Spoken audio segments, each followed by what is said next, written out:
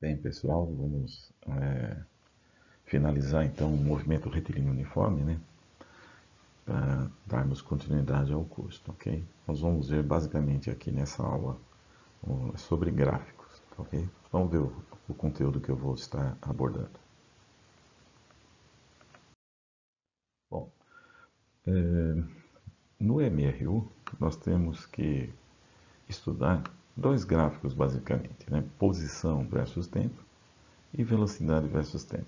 O da aceleração, que aqui eu coloquei já a sua representação, ele é muito simples de interpretar. Lembre que no MRU a aceleração é zero. Para representar isso, quando você tiver, obviamente, né, aceleração em função de tempo e aparecer uma linha horizontal sobre o eixo do tempo, você está falando justamente da aceleração igual a zero para o MRU. Então, no MRU, você sempre vai ter essa situação quando você estiver lidando com um gráfico, uma aceleração em função do tempo. Então, a partir de agora, é sempre importante também você estar observando que tipo de variável vai aparecer no eixo Y. Então, nesses gráficos, em geral, vai aparecer tempo aqui na horizontal, né? Como vocês estão vendo, mas no Y pode aparecer a posição, velocidade ou aceleração. Então, prestem muita atenção aqui no eixo Y, ok?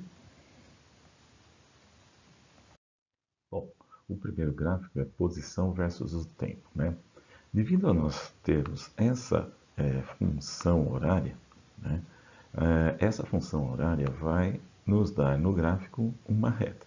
Então, novamente aqui, ó, x de t no y, né? O tempo no x, e cada ponto aqui é representado por um par ordenado, tempo e posição, t e x, tá ok? Se nós lembrarmos aqui da função x de t, nós temos x0 e t, a posição inicial, quando o tempo é igual a zero. Então, esse ponto é representado aqui. Ó. Note que o zero que aparece aqui é o tempo e a posição é x0. Então, aqui é uma representação geral desse gráfico, que é uma reta. O ponto inicial sempre sai do eixo y, ok? Aqui é a condição inicial, esse aqui é o x0. A velocidade não aparece diretamente no gráfico o valor dela, mas ela está associada justamente à inclinação da reta, ok? Então, essa inclinação que está sendo representada aqui, né, por esse ângulo que nós estamos indicando, indica justamente a velocidade. Então, vocês vão ver que nós temos velocidade positiva e negativa, né? Esse ângulo deve mudar de alguma forma, mas a posição inicial é sempre esta que vocês estão vendo aqui, né, em que a reta parte, né, do eixo Y, né, então essa posição inicial vai ser marcada aqui. Às vezes ela é dada, às vezes ela é pedida. Né? Isso vai depender da interpretação que a gente vai fazer de cada problema, ok?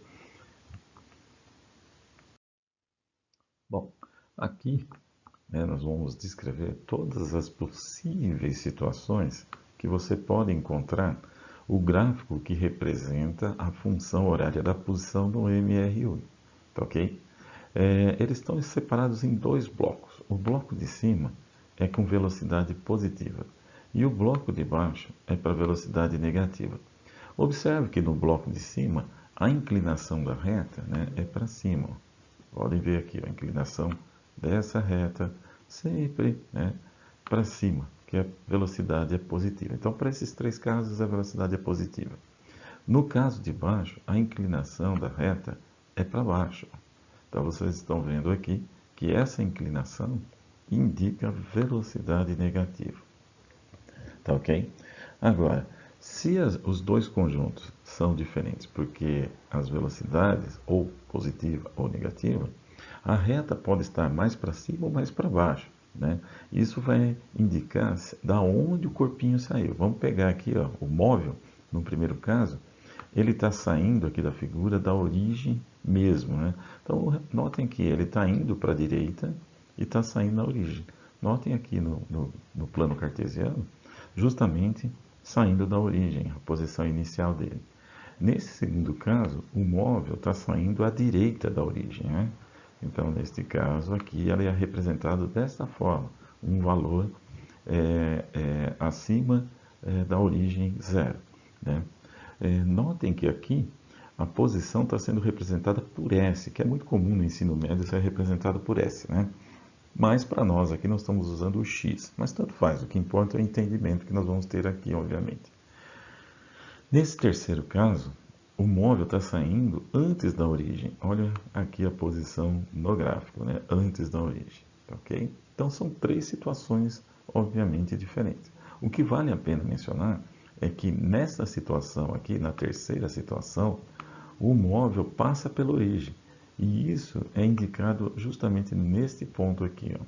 Esta é a passagem pela origem, ou seja, a linha reta cruza o eixo T. No de baixo há algo muito semelhante, né? Ele está indo para a esquerda, mas saindo da origem. Então, tá aqui, ó, indo para a esquerda, é negativo, né? E saindo da origem.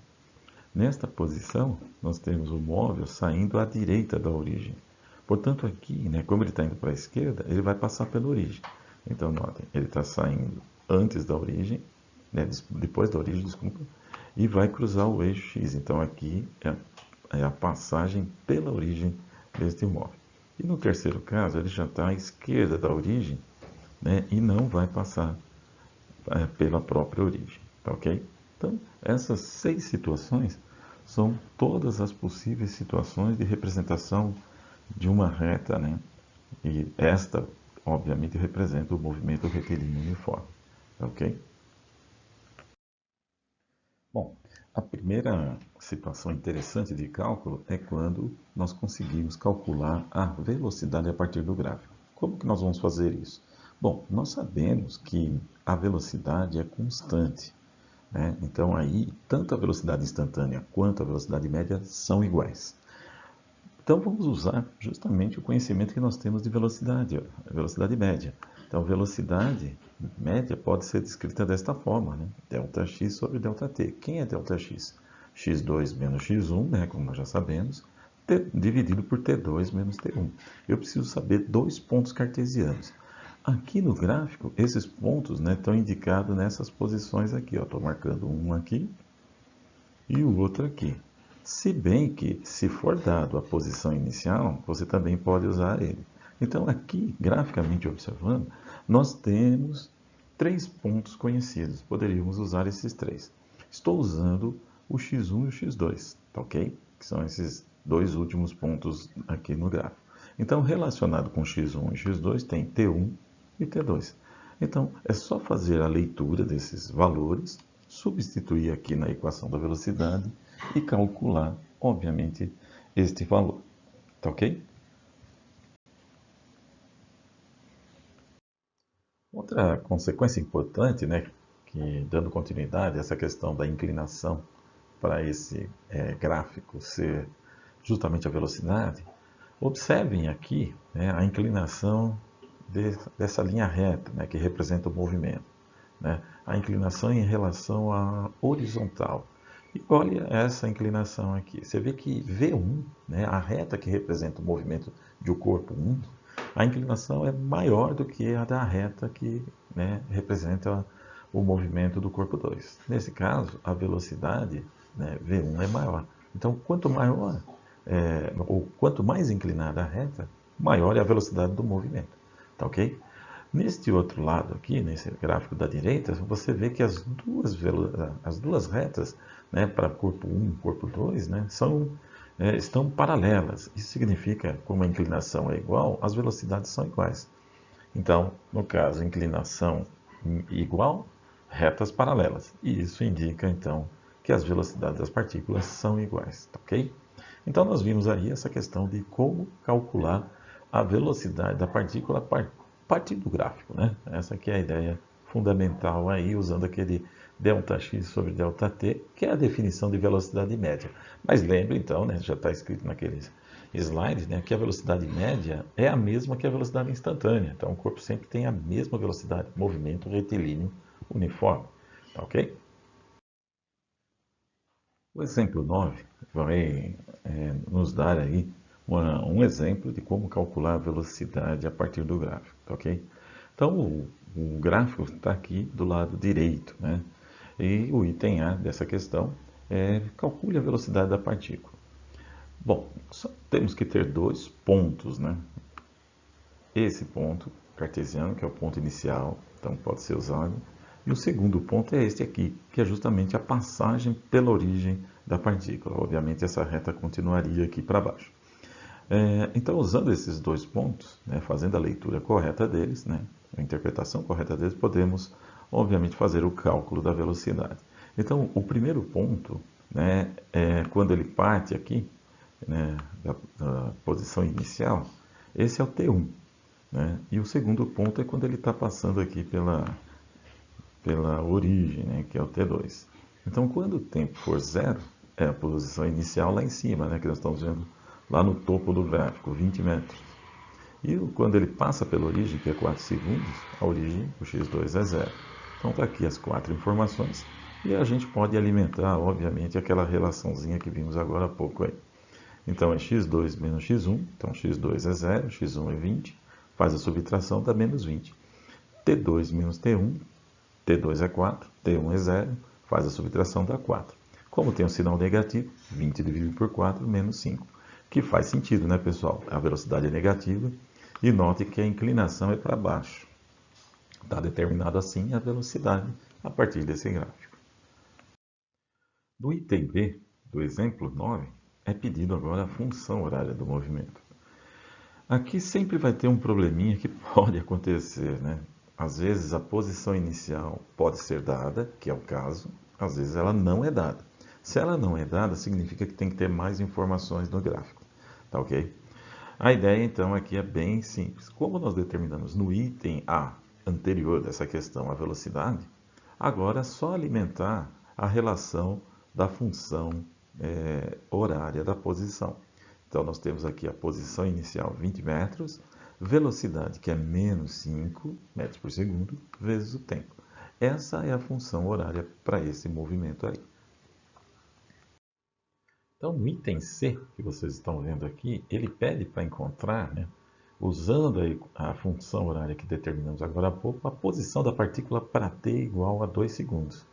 Então, a função encontrada é esta daqui, substitui no lugar do t, né, 2 segundos e faz a conta, né? Menos 5 vezes 2 dá menos 10. 20 menos 10 dá 10 metros, né? Então, 2 segundos está a 10 metros. Olha, 2 segundos é a metade aqui, né? Aqui é 2 segundos. Então, a posição 10 metros, obviamente, está associada com esse posicionamento aqui, ó. Aqui, obviamente, 10 metros, né? Então, é da maneira que a gente já vê os dois pontos cartesianos aí no gráfico, tá ok? Faz sentido, então, ter dado esses valores aí, certo? Vamos fazer outro exemplo. Neste caso aqui, vamos fazer a leitura do enunciado e interpretar o gráfico primeiro. Dois móveis A e B descrevem o movimento uniforme, conforme mostra o gráfico ao lado. Nessas condições, calcule o instante e a posição do encontro. É o seguinte, quando você olha para o gráfico e vê duas retas cruzando, né, que é o caso, ocorre aqui, ó, nesse tempo e nessa posição, esse é o tempo de encontro e posição de encontro. Então, aonde elas se cruzam é o encontro dos dois, ok? Eles assumem a mesma posição no mesmo tempo. Bom, a ideia aqui é ter as duas funções, né, saber as duas funções e calcular justamente essas duas quantidades que nos interessam. Se você observar com bastante cuidado, o móvel A aqui nós já fizemos o cálculo da função, está calculado no exercício anterior. Do móvel B ainda falta, né? Então nós precisamos encontrar para ele também dois pontos conhecidos. Aqui estão eles, ó, meio segundo, 8 metros, e também a posição inicial é dada. Então a posição inicial no tempo zero, né, é 6 metros. Então, colocando essas duas informações novamente, igual a que nós fizemos para o móvel A no exemplo 9, e substituindo esses dados, né, lá no ΔX dividido pelo ΔT, que nós usamos para calcular a velocidade dele vai dar 4 metros por segundo. Então, eu coletei todas as informações lá no gráfico, lá no T1, 0 segundos, né? A posição dele é 6 metros, a posição inicial. T2, meio segundo, a posição é 8 metros. Substituindo aqui, fazendo o cálculo, dá 4 metros por segundo. A velocidade é positiva, né? Vocês notem que a reta azul está inclinada para cima, então está correto. E depois alimentamos, obviamente, a função horária. Então está aqui a posição inicial 6 metros, mais 4 metros por segundo, vezes t. Está aí a função horária para o móvel B.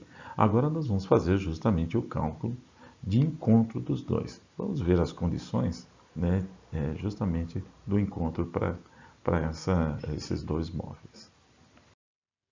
Agora vamos dar continuidade então ao cálculo que nos interessa, né? Queremos calcular o instante e a posição do encontro. Qual é a condição de encontro? Simples, a posição dos dois móveis A e B são iguais. Então a gente iguala as funções horárias. Fazendo isso, nós já conhecemos a posição, né, a função horária da posição para o móvel A, que é esta da esquerda da igualdade, e essa é a da direita da igualdade. O que nós vamos ter que fazer é isolar o tempo, né? Vamos passar o tempo, né, deixar os termos que tem o tempo, que são 5t, né, tem um negativo aqui na frente, e o 4t do lado esquerdo da equação. E aqueles termos que não tem t para o lado direito, né? Se for necessário, e vai ser necessário aqui multiplicar por menos 1, nós temos essa relaçãozinha aqui embaixo, ó. 9t igual a 14, né? É só vocês fazerem as continhas, vocês vão ver que chega nesses dois números aqui. Passa 9 dividindo, você vai ter aqui o valor do instante, né, do tempo de encontro, 1,56 segundos, né? Um resultado aproximado, e eu deixei com duas casas, né, duas casas decimais depois da vírgula. Para calcular a posição do encontro é muito simples. Você vai pegar esse tempo que nós calculamos, né, 1,56, e substituir ou, né, na função do móvel A ou na função do móvel B. Tanto faz, porque a posição é a mesma. Pode dar um pouquinho diferente, por quê? Porque aqui está aproximado o resultado. Só essa questão. Então, para não dar conflito, né, vamos usar a do x do corpo A, né, o xa. Então, substituindo o tempo na equação e fazendo os cálculos, nós temos aí 12,2 metros é a posição do encontro. Então, só relembrando a ideia, né, a ideia de que neste ponto aqui nós temos o encontro dos móveis, né, e para ter o encontro, a condição para a resolução é que as posições deles são iguais, ou seja, as funções horárias da posição são iguais, ok? Agora vamos ver um pouquinho sobre o gráfico velocidade versus tempo, né, em função do tempo. A primeira coisa que eu volto a chamar a atenção é o fato de que agora, aqui no eixo Y, nós temos velocidade, não posição, tá ok? Mas o gráfico, né, para essa grandeza, a velocidade, no MRU, é bem simples. É uma reta horizontal, tá ok? Por quê? Porque a velocidade é constante. Agora, o posicionamento dessa reta é um pouco diferente, porque pode ocorrer dois tipos, né, de movimento. O movimento progressivo, ou prógrado, ou o movimento retrógrado. Então, no progressivo, a velocidade é positiva, e no movimento retrógrado, a velocidade é negativa. Quando você estiver falando sobre o movimento em que a velocidade é positiva, né, o movimento progressivo, a reta horizontal tem que estar acima do eixo do tempo aqui, né, que é o eixo x. Tá, ok? Então tem que aparecer essa reta horizontal para cima. Se você estiver falando do movimento retrógrado, onde a velocidade é negativa, a reta tem que aparecer para baixo do eixo t. Tá, ok? Então tá aí as duas possibilidades que vocês vão encontrar para o movimento, né, representado no gráfico da velocidade, não da posição. Tem que ser uma reta horizontal. Aqui do lado só tem uma representação dos dois movimentos, né, usando os dois móveis aqui, um no sentido retrógrado e outro progressivo. Ok? Agora vamos ver talvez a principal propriedade que nós temos, né, deste gráfico, né? É o fato de que neste gráfico, em que de novo destaco aqui velocidade, né, em função do tempo, A área representada logo abaixo daquela linha horizontal, então está aqui a área em destaque, é numericamente, notem a palavra numericamente, igual ao deslocamento, ao ΔX, que obviamente a figura está mostrando aqui. Então essa área em destaque embaixo da linha horizontal é igual ao ΔX, ok? Ao deslocamento. Aqui tem uma explicaçãozinha, né? Por que isso ocorre. Note, a área daquele retângulo é o comprimento vezes a altura. Então, o comprimento aqui é dado justamente por essa distância, que é o intervalo de tempo, T2 menos T1. E a altura, né, é esse lado aqui, ó, do retângulo, que é representado pela velocidade. Se eu substituir, então, o comprimento, que é o ΔT, e a altura, que é V, na relação de cima, vai ficar, então, V vezes ΔT. Okay? Então, a área do retângulo fica numericamente igual a V vezes ΔT. Mas espera aí, quem que é V ΔT vezes ΔT? Então, se nós lembrarmos velocidade média, né, nós temos essa relação aqui. Ó. Se nós passarmos ΔT multiplicando a velocidade, né, e vai isolar o ΔX, nós ficamos com essa relação. ΔX é igual a V vezes ΔT. Substituindo agora no lugar dessa relação, nós temos então que a área do retângulo é numericamente igual a ΔX, que é o deslocamento. Por que numericamente igual? Porque a área, né, é metro quadrado e o deslocamento é metro. Por isso que pode ser colocado como numericamente igual. Obviamente as grandezas são diferentes. A área metro quadrado, deslocamento metro. Então, nós temos que colocar esse N aqui em cima para lembrar esta situação. Certo? Dando continuidade a essa discussão, né, uma consequência disso é que se a área for positiva, que é esta que eu estou destacando aqui, o deslocamento é positivo. Então, o número que vai aparecer é um número positivo, a hora que você calcula a área. Se a área, né, está desta forma, ou seja, justamente quando a velocidade é negativa, né, movimento retrógrado, o ΔX tem que ser negativo também. Lembra que o ΔX, o deslocamento, indica também se está tendo movimento progressivo ou retrógrado.